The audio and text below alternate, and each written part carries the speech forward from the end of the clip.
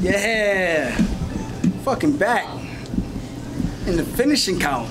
Not just the win column, we're in the finishing column. You mean that 50K column? Yeah, in that 50K column. I have yet to win one of those. Yeah. I think Shelby liked my little plug at the end, so. Right, so Aljo, that was a brutal finish. Talk us through it. Like, what happened? You know, I tried to hit that once against Renan Barão, but I came short. I managed to put his leg behind his head and a complete banana split. He went to tap. But let's just say Cody wasn't as flexible as Renan Barão tonight. So I heard his knee pop, and I thought he was going to fight through it because I know what it is. That outside ligament gets popped. The LCL might even be the PCL, ACL. Who knows? It's just one of those freaky submissions, man. It's a knee bar. So I thought he was going to keep fighting through it, but I think once he saw that I was in a dominant position on top with the mount still, it was kind of like probably time to live to fight another day. Do you think this was a standout performance for you? I think so. I think the last two fights have been pretty one-sided and pretty dominant. This one was a little back and forth in the first round with a couple of scrambles, but that's where I thrive, man. I had that triangle. I thought it was done. And then he managed to slip out. I was like, man, is he grease? No, I'm joking. I'm joking. But I did think I was going to hit the reverse triangle. He got out of that. I was like, this motherfucker is not going to quit. So first round ended with a couple of flurries, but I still think I was winning that fight in the exchanges and the clinches and landing the cleaner strikes. And the second round was more so the same. He took me down with that power double I knew he goes for. And I managed to get to the cage, and I reversed position, got on his back, and sure enough, I flattened him out twice, and the second time was more than enough to put him away. Oh, go on. You have like a photographic memory of that fight. Is this normal? Like, yeah, man. I get in the zone, but I'm very cognizant of everything that's going around me. Some people think it's kind of crazy that I can actually like see people in the crowd. I can see like my coaches and where they are. I'm like looking around, I'm like hearing where my coaches are, and I'll start circling towards their corner so that it's just a little bit easier for me to kind of hear what they're saying for the instruction, and I think it's a little bit harder for my opponent to hear what his coaches are seeing and being able to articulate to him what he should do. Afterwards, you made a couple of impassioned call-outs. Remember, there's no censors back here, so what exactly do you want next? Is it the winner of Dodson, or is it Cruz? If I could have my way, I would 100% like to fight Dominick Cruz. I think it's a stylistic fight that will be fun for the fans. It's a guy I looked up to for a very, very long time. And like I said, I want to fight all the legends of the sport in this division. I fought Barão, took him out. I would like to fight Dominick Cruz, take him out. I mean, eventually I want to get that rematch, of course, with Marlon Moraes. That motherfucker, you got a horseshoe up your ass, bro. 2 in a row? That doesn't happen to 2 top 5, top 10 fighters in a row in under a minute. That's like some unheard of shit. But you got some voodoo something up in those legs. I don't know what it is, but I would like to get that one back and run it back and give the fans a true fight, because that fight was shaping up really nicely until that happened. But perfect world, Dominick Cruz gets it next, and I take him out, submit my name to be the next guy in line to challenge for the belt. And I think I got all the tools to become a world champion, man. I really do. I can strike with anybody. I think I'm very hard to hit. People see the strike differential in offense and defense, and I'm a nightmare on the ground. If I get these hooks in, if I get on your back, I'm attacking submission after submission after submission. So off my back, on top, you pick your poison. Was this fight a little personal? Was he under your skin a little bit? Were you maybe a little more amped to get in there and fight this one than maybe recent fights? No, I don't think so. I think, like I said, man, I grew up with the shit talk, and I knew it was. I'm like, dude, if you're really like butthurt that I said go get me a drink, I'm on vacation in DR. I just want to fight. I said I'm the best grappler in the world because I truly believe I'm the best grappler in the world. If you want to debate that, go ahead. Ronnie Yaya did the same thing, but it is what it is. I'm gonna talk my shit. You want to talk your shit, shoot your shot. But at the end of the day, when we step in that cage, we were gonna fight anyway. So a little more animosity. I told him, I was like, I'm just gonna put a little bit more stank on those elbows when I get in those dominant positions, and sure enough, I did.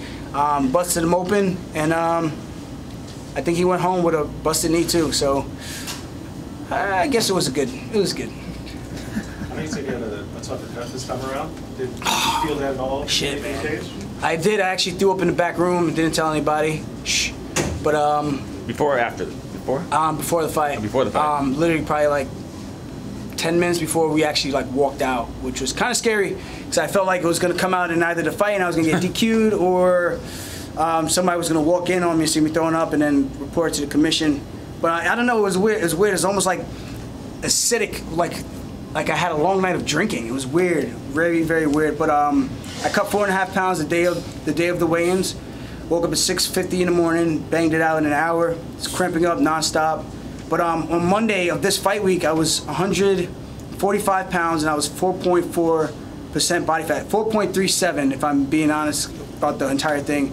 So getting down, man, I'm either gonna have to change something about my physique, because it's starting to become really, really tough to get down. But you know, we get it done. You know, that's at the end of the day, we get it done. We step on the scale and we go out there and we perform.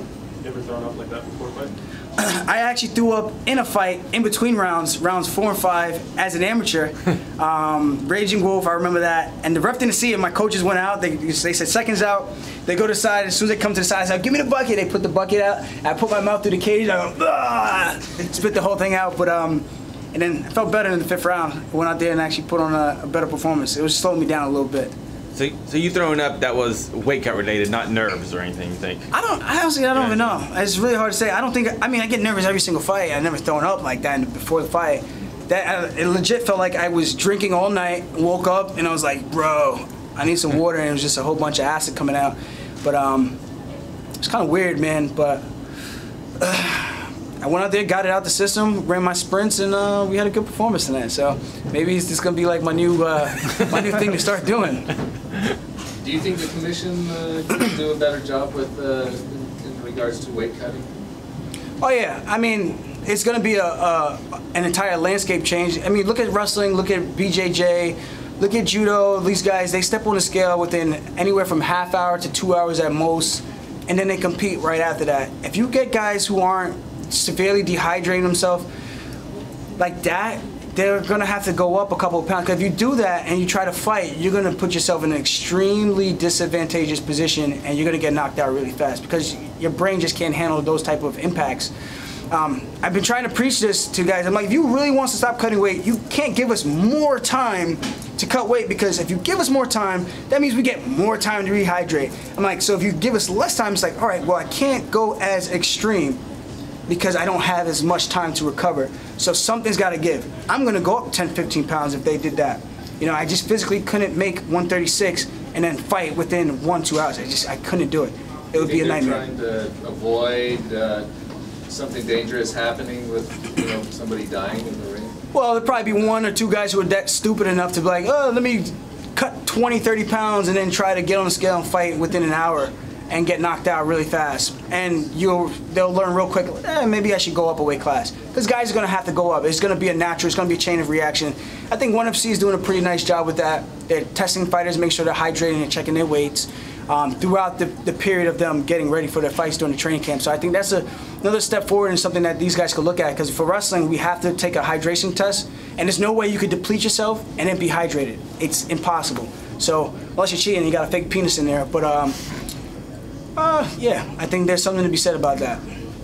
I don't like cutting 30 pounds. Dude, my last fight, 1 week later, I was 168.5 pounds.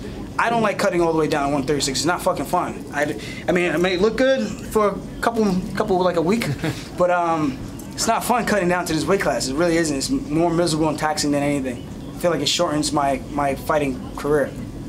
Do you see this, or maybe the next fight being your last fight at this weight class? When you see guys like Zabit and Brandon Davis, Max Holloway, it's like, you think like, yeah, I'm done cutting this weight, and then you see those guys and you're like, yeah, no, I'm gonna do it one more time and get back down to my weight class, because those guys are huge. I'm 5'7". Those guys are 6'1", 5'11", huge frames. Those guys are probably walking in their 70s, maybe even their 80s. I know Zabit's a pretty big. You know, I sparred with him one time. It was not a good night. It was not a good day for me.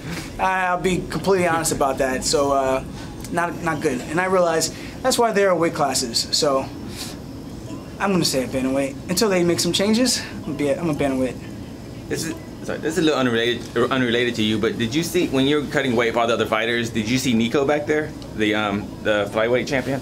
I actually didn't see her in the workout room at all. Probably just different time slots that we were working out. But you know, I still, when we came in on Tuesday, we were both signing the posters. I thought she was fine. She looked okay. I didn't think anything bad was gonna happen. And she is kind of big for the weight, though. I thought she looked like a pretty big girl.